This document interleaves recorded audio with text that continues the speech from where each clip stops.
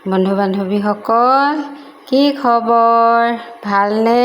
গৰমত ইমান গৰম চাওকচোন। এতিয়া মই গৰমত কি বনাইছোঁ, এয়া টেঙাডাল বনাইছোঁ দেই।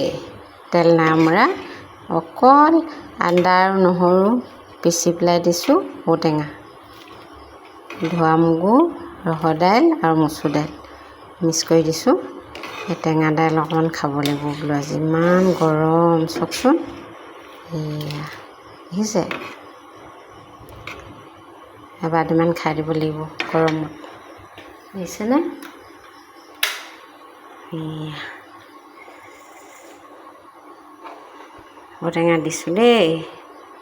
ঔটেঙা কোমলীয়া, এতিয়া মাছৰ লগত খাবলৈও ভাল হৈছে। এয়া কিনি আনিছিলে আমাৰ, দেখিছে? এয়া আপোনালোকেও খাব দেই গৰমত বনাই।